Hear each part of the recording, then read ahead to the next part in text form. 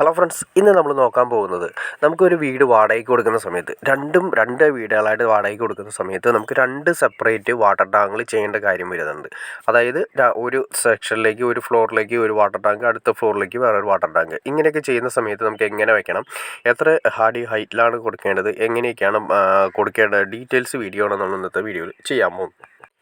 ആദ്യമേ തന്നെ നമ്മൾ സെലക്ട് ചെയ്യുന്നത് ഒരു 5 അടി വരുന്ന ഒരു ഹൈറ്റിൽ വരുന്ന ഒരു സ്റ്റാൻഡാണ് സെലക്ട് ചെയ്യേണ്ടത്. ആ 5 അടി ഹൈറ്റ് എന്ന് പറയുമ്പോൾ 150 സെൻറ്റിമീറ്റർ ഹൈറ്റ് വരുന്ന ഒരു സ്റ്റാൻഡ് സെലക്ട് ചെയ്യണം. കാരണം അത്യാവശ്യം ഫോഴ്സ് കാര്യങ്ങൾ കിട്ടണമെങ്കിൽ നമുക്ക് അത്രയും വലിയൊരു സ്റ്റാൻഡ് കൊടുക്കണം.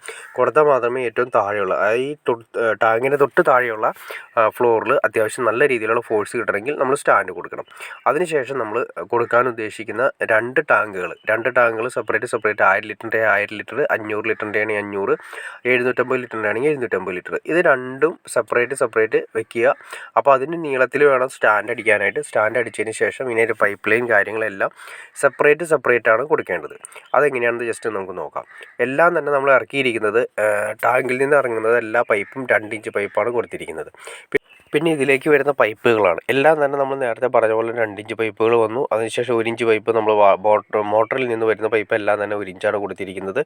പിന്നെ ഇതിൻ്റെ കണക്ഷൻസ് ജസ്റ്റ് ഒന്ന് നമുക്ക് നോക്കാം.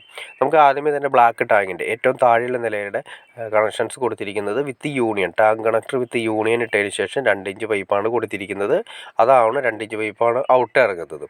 നേരെ മുകളിലേക്ക് നമ്മൾ എയർ കൊടുത്തു, അത് തന്നെ ഓവർഫ്ലോയും കൊടുത്തു. അതിനുശേഷം തൊട്ട് അടുത്ത് തന്നെ 1 ഇഞ്ച് പൈപ്പ് നോക്കുകയാണ്. ഈ 1 ഇഞ്ച് പൈപ്പാണ് മോട്ടറിൽ നിന്നുള്ള കണക്ഷൻ വരുന്നത്. അങ്ങനെ 2 ഇഞ്ച് പൈപ്പ് വാട്ടറിൽ ഇറങ്ങാനും 1 ഇഞ്ച് പൈപ്പ് മോട്ടറിൽ നിന്നും ടാങ്കിലേക്ക് വരാനും. ഇതാണ് ഈ സെക്ഷനിൽ ഏറ്റവും താഴത്തെ ഫ്ലോറിൽ നമ്മൾ കൊടുക്കുന്ന സെക്ഷനിലെ പൈപ്പ് കാര്യങ്ങൾ സെപ്പറേറ്റ് ഇറക്കിയിരിക്കുന്നത്. ഇനി നമ്മൾ തൊട്ടപ്പുറത്തെ ടാങ്ക് നോക്കാം, അതായത് തൊട്ട് മുകളിലുള്ള അടുത്ത ഫ്ലോറിലെ പൈപ്പിങ് നമുക്ക് ജസ്റ്റ് ഒന്ന് നോക്കാം. നമ്മൾ കൊണ്ടുവന്നതിന് ശേഷം ഈ സൈഡിലാണ് കൊണ്ടുവന്നിരിക്കുന്നത്, ഇപ്പുറത്തെ സൈഡിലാണ് കൊണ്ടുവന്നിരിക്കുന്നത്. ബ്ലാക്ക് ടാങ്കിൻ്റെ സൈഡിൽ കൊണ്ടുവന്നിരിക്കുന്നത് കാണാൻ സാധിക്കും. 2 ഇഞ്ച് പൈപ്പും ഉണ്ട്, 1 ഇഞ്ച് പൈപ്പും ഉണ്ട്. ഇത് കറക്റ്റായിട്ട് കൊണ്ടുവന്നതിന് ശേഷം നമുക്ക് അപ്പുറത്തെ സൈഡിലേക്ക് മാറ്റി കൊണ്ടുപോകേണ്ടതായിട്ടുണ്ട്. അപ്പോൾ അതുകൊണ്ട് നമ്മൾ എന്ത് ചെയ്യും, ഈ സ്റ്റാൻഡിൽ തന്നെ റെസ്റ്റ് ചെയ്തിട്ട് കൊണ്ടുപോകണം. അത് ശ്രദ്ധിക്കേണ്ട കാര്യങ്ങളിലൊന്നാണ്. കാരണം പൈപ്പ് എപ്പോഴും വെള്ളം ലോഡായതുകൊണ്ട് റെസ്റ്റ് ചെയ്ത് വേണം കൊണ്ടുപോകാൻ, അല്ലെങ്കിൽ പൊട്ടിപ്പോകാനുള്ള ചാൻസസും ബെൻഡ് ആവാനുള്ള ചാൻസസും കൂടുതലാണ്. അപ്പോൾ അതുപോലെ തന്നെ നേരെ ഇവിടെ വന്നു. അതിനുശേഷം നമ്മൾ ഈ സ്റ്റാൻഡിൻ്റെ സൈഡിലൂടെ 2 ഇഞ്ച് പൈപ്പും 1 ഇഞ്ച് പൈപ്പും കൊണ്ടുപോയതിന് ശേഷം 2 ഇഞ്ച് പൈപ്പ് നമ്മൾ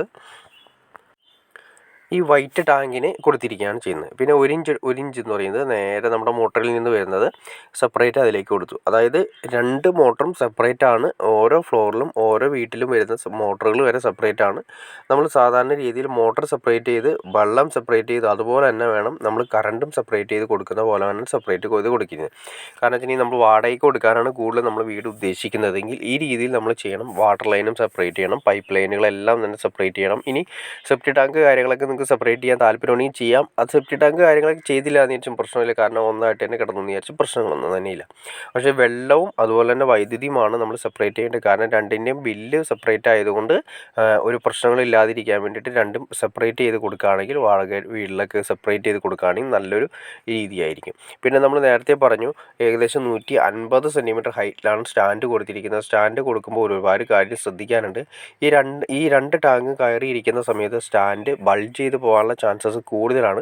അപ്പോൾ അത്രയും സ്ട്രോങ് രീതിയിൽ വേണം സ്റ്റാൻഡ് ചെയ്യാനായിട്ട്. അത് ആംഗ്ലെയർ ഇട്ടിട്ട് വേണോ, അല്ലെങ്കിൽ സ്ക്വയർ പൈപ്പ് നല്ല സ്ട്രോങ് ഗേജ് കൂടിയ ടൈപ്പ്, ഗേജുള്ള ടൈപ്പ്, നല്ല കനമുള്ള ടൈപ്പ് നമ്മൾ ഇട്ട് കൊടുത്തതിന് ശേഷം ചെയ്യുന്നതാണ് ഏറ്റവും ഉത്തമം. അല്ലെങ്കിൽ എന്ത് സംഭവിക്കുന്നത് വെച്ചിട്ടുണ്ടെങ്കിൽ 1000 ലിറ്റർ എന്ന് പറയുന്ന സമയത്ത് ഏകദേശം ഒരു 1000 കിലോയ്ക്ക് മുകളിൽ വരുന്നുണ്ട്. ഇത്രയും വെയിറ്റ് വന്ന് ഇരിപ്പ് ലോഡ് പോലെയായിട്ടാണ് സ്റ്റാൻഡിൽ വരുന്നത്. അപ്പോൾ സ്റ്റാൻഡ് പോലെ ജസ്റ്റ് ബൾജ് ഇങ്ങനെ താഴേക്ക് പോലെ ആവാനുള്ള ചാൻസസ് കൂടുതലാണ്. അപ്പോൾ സ്റ്റാൻഡ് ചെയ്യുന്ന സമയത്ത് സ്ട്രോങ് ആയിട്ട് ചെയ്യണം. അല്ലെങ്കിൽ എന്ത് സംഭവിക്കുന്നുണ്ടെങ്കിൽ ഈ സ്റ്റാൻഡ് ചെറുതായിട്ടൊന്ന് പോലെ ആവുന്ന സമയത്ത് നമ്മുടെ പ്ലാസ്റ്റിക്കിൻ്റെ ടാങ്ക് ആണെങ്കിൽ അതെന്ത് സംഭവിക്കുന്നത് വെച്ചിട്ടുണ്ടെങ്കിൽ ഓട്ടോമാറ്റിക്കായിട്ട് അത് ബൾജ് ചെയ്യില്ല. കാരണം വെച്ചാൽ എവിടെയാണോ ജസ്റ്റ് ഇങ്ങനെ വളഞ്ഞു പോകുന്നത് ആ സ്ഥലം വെച്ച് ടാങ്ക് രണ്ടായിട്ട് പൊട്ടിപ്പോകാനുള്ള ചാൻസസ് കൂടുതലാണ്. രണ്ടായി തന്നെ പൊട്ടിപ്പോവും. അപ്പോൾ അതുകൊണ്ട് ടാങ്ക് ചിലപ്പോൾ ആ ലെവലിൽ ഫ്ലെക്സിബിൾ ചെയ്ത് കൊടുക്കില്ല. അപ്പോൾ അതുകൊണ്ട് ടാങ്ക് പൊട്ടിപ്പോകുമ്പോൾ വലിയൊരു നഷ്ടമായിരിക്കും നമുക്ക് സംഭവിക്കുന്നത്. അപ്പോൾ സ്റ്റാൻഡ് ചെയ്യുന്ന സമയത്ത് നല്ല സ്ട്രോങ് ആയിട്ട് തന്നെ വളഞ്ഞു പോകാത്ത രീതിയിൽ ഏറ്റവും താഴെ സ്റ്റാൻഡിന് താഴെ കൊടുത്തിരിക്കുന്നത് കാണാൻ സാധിക്കേണ്ട ഓരോ ചാനൽ കൂടി എക്സ്ട്രാ കൊടുത്തിട്ടുണ്ട്. അത് നമ്മൾ എന്തിനാ വെച്ചാൽ വളഞ്ഞു പോകാത്ത അതായത് കാലുകൾ തമ്മിൽ അകന്നു പോകാതിരിക്കാൻ വേണ്ടിയിട്ടാണ് കൊടുത്തിരിക്കുന്നത്. പിന്നെ അതുപോലെ തന്നെ നമ്മൾ കൊടുത്തിരിക്കുന്ന എല്ലാം തന്നെ 2 ഇഞ്ച് നമ്മൾ നേരത്തെ പറഞ്ഞ പൈപ്പും കാര്യങ്ങളും ഓവർഫ്ലോയും നമ്മൾ കൊടുത്തിട്ടുണ്ട്.